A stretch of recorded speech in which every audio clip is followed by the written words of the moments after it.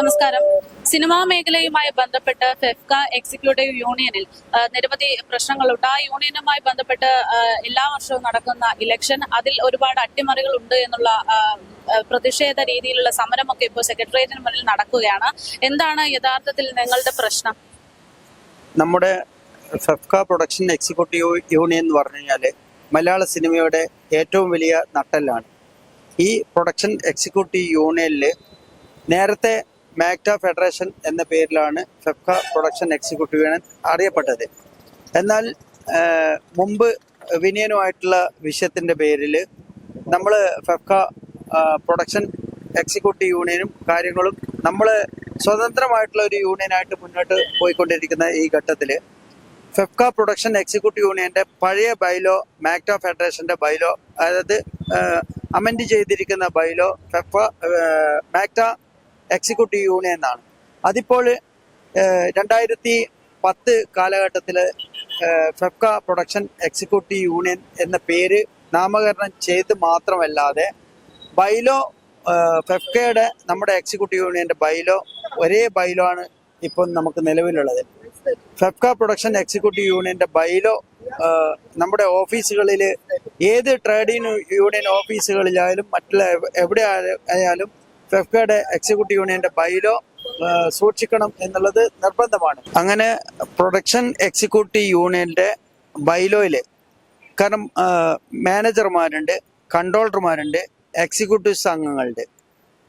ഈ 3 തരം കാറ്റഗറി തിരിച്ചുകൊണ്ട് ഇലക്ഷനിൽ മത്സരിക്കാൻ 7 പടങ്ങൾ ചെയ്ത കൺട്രോളർമാർക്ക് മാത്രമേ പ്രസിഡന്റ് സ്ഥാനത്തും ജനറൽ സെക്രട്ടറി സ്ഥാനത്തും ട്രഷറർ സ്ഥാനത്തും മത്സരിക്കാൻ പറ്റൂ എന്നതും, രണ്ടാമത് 7 പടങ്ങൾ ചെയ്ത എക്സിക്യൂട്ടീവ്സിന് അംഗങ്ങളുടെ, അതായത് എക്സിക്യൂട്ടീവ് അംഗങ്ങളായിട്ട് 17 ഒഴിവുകളാണ്. ആ 17 ഒഴിവുകളിൽ വേണ്ടാത്ത, അതായത് സിനിമാ വ്യവസായത്തിൽ ഇല്ലാത്ത മാനദണ്ഡങ്ങൾ അടിച്ചേൽപ്പിച്ചിട്ട് ഇലക്ഷൻ അട്ടിമറിക്കാൻ വേണ്ടിയിട്ട്, കാരണം ഇപ്പോഴും നിലവിലുള്ള പ്രൊഡ്യൂസർമാരാണ് ഫെഫ്ക പ്രൊഡക്ഷൻ എക്സിക്യൂട്ടീവ് യൂണിയൻ ഭരിക്കുന്നത്.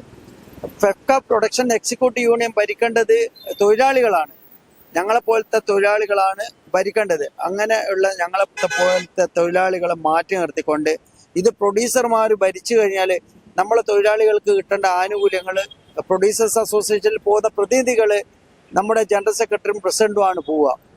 അവർ പോയി കഴിഞ്ഞാൽ, പ്രൊഡ്യൂസേഴ്സ് അസോസിയേഷനിൽ പോയി കഴിഞ്ഞാൽ അവർ പ്രൊഡ്യൂസർമാരാകുമ്പോൾ നമുക്ക് കിട്ടേണ്ട ആനുകൂല്യത്തിന് വേണ്ടിയിട്ട് അവർ സംസാരിക്കില്ല. തൊഴിലാളികൾക്ക് കിട്ടേണ്ട നൈറ്റ് ബാറ്റ സമ്പ്രദായവും കാര്യങ്ങളൊക്കെ നേരത്തെ നടപ്പിലാവുന്നത് തടഞ്ഞിരിക്കുന്നത് ഈ പ്രൊഡ്യൂസർമാരാണ്. അങ്ങനെയുള്ള പ്രൊഡ്യൂസർമാരെ ഇനി മത്സര രംഗത്ത് നിന്ന് ഒഴിവാക്കണം എന്നാണ് ഞങ്ങൾ ആവശ്യപ്പെടുന്നത്. മാത്രവുമല്ല, സാന്ദ്ര തോമസിന്റെ വിഷയവുമായി ബന്ധപ്പെട്ട് സാന്ദ്ര തോമസ് നമ്മുടെ യൂണിയനിലുള്ള അംഗങ്ങളെ മുഴുവനും അധിക്ഷേപിച്ചിട്ട് പ്രൊഡക്ഷൻ എക്സിക്യൂട്ടീവ് യൂണിയനിലുള്ളവർ കള്ളന്മാരാന്ന് പോലും പറഞ്ഞ ആ സ്ഥിതി വിശേഷം ഇന്നും നിലച്ചു നിൽക്കുകയാണ്. ഞാനും അതുപോലെ തന്നെ നമ്മുടെ പ്രിയപ്പെട്ട അംഗങ്ങളും സ്ഥിരമായിട്ട് പ്രശ്നങ്ങൾ ഉണ്ടാക്കിയതിന്റെ അടിസ്ഥാനത്തിൽ സാന്ദ്ര തോമസിന് കണ്ണിൽ പൊടിയിടാൻ വേണ്ടിയിട്ട് ഒരു നോട്ടീസ് അയക്കുകയും അതുപോലെ തന്നെ ഒരു കോടതിയിൽ ഒരു കേസ് ഫയൽ ചെയ്യും. ഇപ്പൊ ഇലക്ഷൻ മുന്നിലുള്ളത് കൊണ്ട് മാത്രം ഈ 2 പ്രൊഡ്യൂസർമാരും പറയുകയാണ് പിന്നെ സാന്ദ്ര തോമസിന് നോട്ടീസ് അയച്ചിട്ടുണ്ട്, കേസ് ഫയൽ ചെയ്തിട്ടുണ്ട്. എന്നാൽ ആരാണ് കള്ളന്മാര് എന്നത് സാന്ദ്ര തോമസിനും അറിയാം, നമ്മളെ പ്രൊഡ്യൂസർമാർക്കും അറിയാം. ഇവര് 2 വിഭാഗക്കാരും എന്ത് ചെയ്യുന്നില്ല, തുറന്നു പറയുന്നില്ല. അപ്പൊ യഥാർത്ഥത്തിൽ നമ്മളെ കള്ളന്മാരാക്കിയ ആളുകൾ നമ്മളെ യൂണിയന്റെ തലപ്പത്ത് വരാൻ പാടില്ല എന്നത് തന്നെയാണ് നമുക്ക് പറയാനുള്ളത്. കാരണം നമ്മൾ കള്ളന്മാരാകണമെങ്കിൽ നമ്മളെ യൂണിയനിൽ നമ്മൾ പുറത്താക്കാൻ തയ്യാറാണ്. പക്ഷെ കള്ളരാരാണെന്ന് ആരും പറഞ്ഞിട്ടില്ല. ഞാൻ തന്നെ, നമ്മൾ തന്നെ ഉപജീവന മാർഗത്തിന് വേണ്ടിയിട്ട് സിനിമാ വ്യവസായത്തിൽ തൊഴിലില്ലാതെ ഒരുപാട് കഷ്ടപ്പെടുന്നവര് നമ്മളെ തൊഴിൽ രംഗത്തുണ്ട്. അവർക്ക് തൊഴിലില്ലാത്തതുകൊണ്ട് പല കൂലിപ്പണിയും കാര്യങ്ങളും എടുത്തിട്ടാണ് മുന്നോട്ട് പോകുന്നത്. അങ്ങനെയുള്ള ഈ കാലയളവിലുള്ള ഈ 2025 ഇലക്ഷൻ നടക്കുന്ന സമയത്ത് മുതലാളിമാർ പിന്മാറണം എന്ന് തന്നെയാണ് ആവശ്യപ്പെടുന്നത്. ഫെഫ്ക പ്രൊഡക്ഷൻ എക്സിക്യൂട്ടീവ് യൂണിയൻ പൂർണ്ണമായിട്ടും ഫെഫ്ക പ്രൊഡക്ഷൻ എക്സിക്യൂട്ടീവ് എന്നത് ഫെഫ്ക ഫെഡറേഷന്റെ കീഴിലുള്ള 23 സംഘടനയിൽ ഒരു സംഘടനയാണ്. ആ സംഘടനയുടെ തലപ്പത്തിരിക്കുന്നവര് ഫെഫ്ക പ്രൊഡക്ഷൻ എക്സിക്യൂട്ടീവ് യൂണിയന്റെ കാര്യങ്ങൾ അറിഞ്ഞ് മനസ്സിലാക്കി കണ്ടുകൊണ്ട് ഇനിയെങ്കിലും നല്ല രീതിയിൽ ഈ യൂണിയൻ നയിക്കാൻ ശ്രീ ബഹുമാനപ്പെട്ട നമ്മുടെയൊക്കെ ജനറൽ സെക്രട്ടറി ആയിട്ടുള്ള ബി ഉണ്ണികൃഷ്ണൻ സാറും സിബിമാലി സാറും ഉൾപ്പെടെയുള്ളവര് രംഗത്ത് വരും എന്നാണ് ആഗ്രഹിക്കുന്നത്. ഇനിയൊരു ഇഷ്യൂവിലേക്ക് നമ്മളെ പ്രൊഡക്ഷൻ എക്സിക്യൂട്ടീവ് യൂണിയനെ തള്ളിവിടാൻ പാടില്ല. ഇത് തന്നെ ഞാൻ ഇവിടെ തന്നെ സമരം നടത്തുന്നതിന്റെ ഉദ്ദേശം ബഹുമാനപ്പെട്ട തൊഴിൽ മന്ത്രിക്കും അതുപോലെ തന്നെ ലേബർ കമ്മീഷണറും പരാതി കൊടുത്തിട്ടുണ്ട്. ലേബർ കമ്മീഷണറുടെ കാര്യാലയത്തിലുള്ള ബൈലോ ഇന്നലെയാണ് എനിക്ക് കിട്ടിയതും അത് മുഴുവൻ അംഗങ്ങൾക്കും അത് എന്ത് ചെയ്തിട്ട് ഗ്രൂപ്പിലേക്ക് കൂടി കാണാനുള്ള സാഹചര്യം ഉണ്ടാക്കിയിട്ടുണ്ട്. കള്ള ബൈലോ വെച്ചിട്ടുള്ള ഇലക്ഷൻ നടത്താൻ പറ്റില്ല. ആ കള്ള ബൈലോ വെച്ച് ഇലക്ഷൻ നടത്തി കഴിഞ്ഞാൽ ഇപ്പോഴും തന്നെ പ്രസിഡന്റ് ശ്രീ ബാദുഷാ തെരഞ്ഞെടുക്കപ്പെട്ടതായിട്ട് പ്രഖ്യാപിച്ചിട്ടുണ്ട്. അതുപോലെ തന്നെ ഞാനും ജനറൽ സെക്രട്ടറി ആയിട്ട് മത്സരിക്കുന്നുണ്ട്.